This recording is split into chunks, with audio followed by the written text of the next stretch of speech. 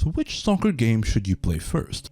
The first thing I'm going to tell you, it's very important to know that the developers of Stalker 2, GSC Game World, officially said that you don't need to play the original games to fully enjoy Stalker 2. They kinda made its story new player friendly since the game will take place around 10 years after the second disaster, which created the anomalous zone back in 2006. So there's a big time gap between Stalker 2 and the original trilogy, and on top of that you will be playing as Skiff, who is completely new to the zone, so he has no idea what's going on.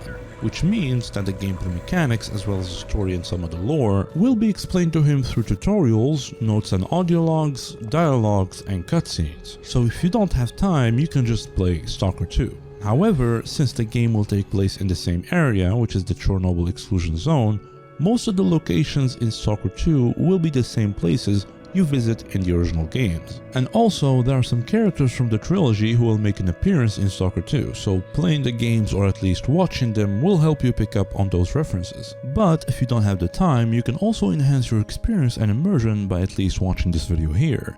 In 30 minutes, you will literally understand everything about the Stalker universe. It's a complete lore and story recap of the Stalker games with an entire timeline. We go through all the important events from the history of the zone and how it was created, to the events that happened during the trilogy, and we even talk about the events that happened after the trilogy, leading up to the story of Stalker 2. The link will be in the description and in the first comment. Obviously, it's not the same as experiencing the game yourself, so if you're still not sure whether to play them or not, continue watching this first. We'll go through the options that you have, so you can better make up your mind. But still, I highly recommend watching it even after you play the games, because it contains a lot of important information that is either poorly explained inside the trilogy or not explained at all.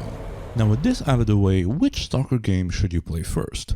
The Stalker trilogy is 3 games: Shadow Chernobyl, released in 2007, Clear Sky in 2008, and Call of Pripyat, released in 2009. You should always start with Shadow Chernobyl. It's the main game, it sets the plot and the story, the main lore, gameplay, atmosphere, and the immersion of this universe. Clear Sky is basically a prequel. It explains what happened before the events of Shadow Chernobyl. It adds some gameplay mechanics like artifact detectors, upgrade system, faction wars, and new locations. And finally, Call of Pripyat is the sequel. It explains what happened after the events of Shadow Chernobyl, it adds new locations, it combines the best of both other games in terms of mechanics and makes it better, which makes it the most polished out of the 3 games. It delivers great experience even without any mods. So with this in mind, how do you get into Stalker? The best way is to try and play the original games vanilla first, which means with no mods. This will give you the raw Stalker experience that the game developers intended to provide at that time. However, some people can't really handle the vanilla experience, mostly because the games from new players can feel pretty old, unfair, unrealistic, and frustrating at times, especially at the start of the games. At least for the first 2, the starting guns are very inaccurate. So if you don't enjoy it, then start trying out some mods that we're going to talk about right now. So we begin with Shadow Chernobyl. Again, always start with this one. Play vanilla first, try it out. If you like it, then keep playing, you're good to go. If you find yourself not enjoying it, then try out these mods based on your preference. First mod, if your problem with the game is just a couple small things like some quality of life, then get ZRP, Zone Reclamation Project. It's very vanilla friendly, it doesn't change any of the story nor the graphics, it's basically an unofficial patch for the game. It fixes a lot of bugs and features, it improves the game with various technical stuff like scripts, and when you install it, you can choose to add a lot of small adjustments to your game, like increasing your carry weight, gear repair mechanics, or adding the ability to sleep if you'd like. It is very modular, so read through it and fine-tune it to your liking. Second mod, if you don't enjoy the game in general, then try Autumn Aurora. This is the best mod for Shadow Chernobyl, which also includes ZRP. It's vanilla friendly, it doesn't change the story, it greatly enhances the visuals and graphics of the game with better textures, a reshade, a better UI, better weapon models, and an improved weather system.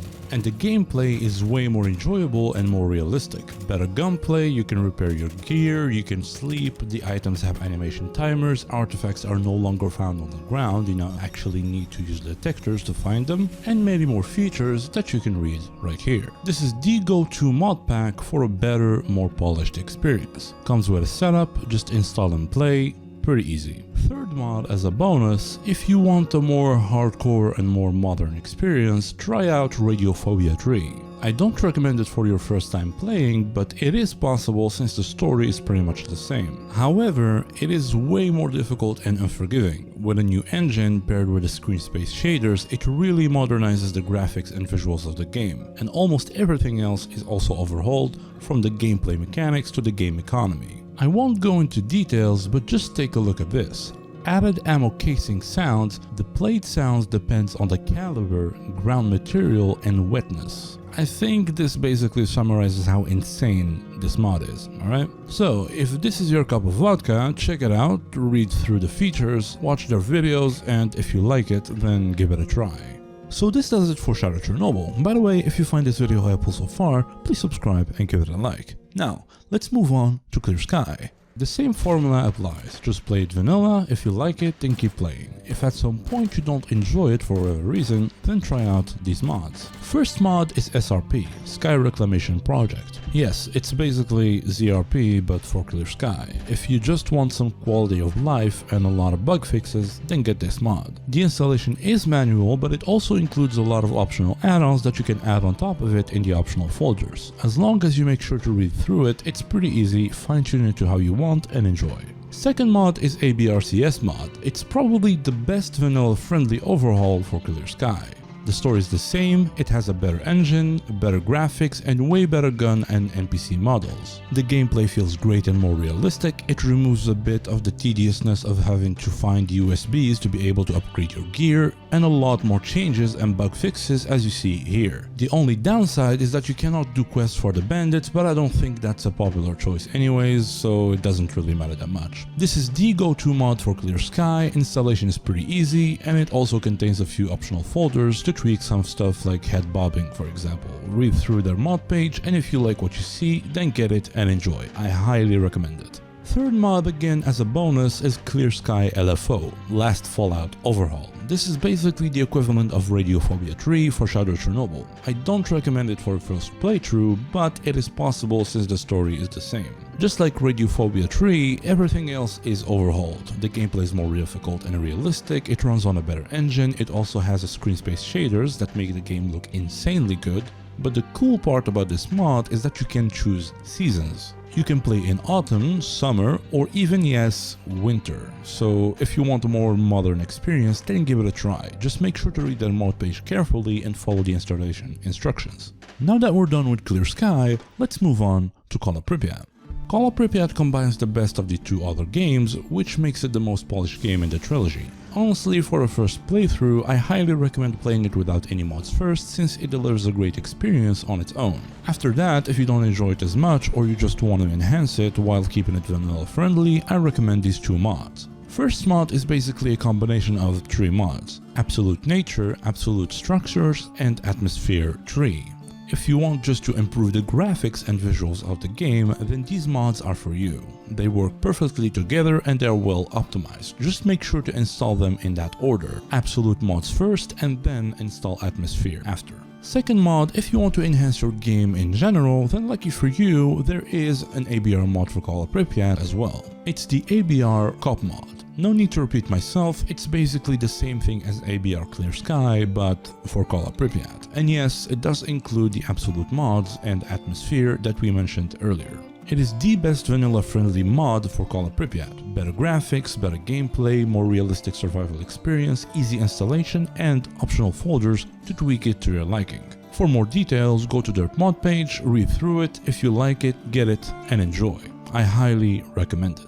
From this point on, after going through these options, the noosphere is the limit. You can start playing story mods, overhauls, standalone mods, restoration mods, mod packs, or even Stalker soup mods. Some recommendations: for Shadow Chernobyl, you can try Gold Sphere, OGSR, Oblivion Lost Remake, Lost Alpha Director's Cut, and even Cumulative Pack, also known as OP 2.2, or the mod NLC 7 if you don't value your sanity. For Clear-Sky, you can try OGSM, Road to Lamansk, The Faction Wars, and if you want to experience a Slavic fever dream, try the Reborn mods including Doppelganger. For Call of Pripyat, you can try Incubator, Dreamcatcher, Spatial Anomaly, Wind of Time, Gunslinger, and the famous Hellhole Misery mod. Then we take a look at the standalone mods that merge the 3 original games and their maps into one big sandbox. The original one that started it all was called Chernobyl, from which a lot of other mods emerged from it. Notable ones are Dead Air, Call of the Zone, Road to the North, and of course Call of Misery, which was modified to create Last Day, which was then modified and ported to a new modern 64-bit engine to become the famous Stalker Anomaly, which then, because the engine was highly moddable and a lot of mods were created for it, the community started creating these insane mod packs, like the famous Gamma mod pack, the vanilla-like Old World add-on mod pack, and the Tarkov-inspired mod pack Escape from Pripyat or EFP. So as you can see, the amount of choices are almost endless, and we didn't even name all the mods and mod packs that exist. I mainly just focused on the ones that I personally played and or have a lot of information about. Also worth to note that this video is based on a personal opinion and experience, and also all the mods mentioned, at least the ones from the first section, will be linked in the description. For the additional recommendation, I will try my best to link as many as I can, but you can just Google most of these mods and you'll find them pretty easily.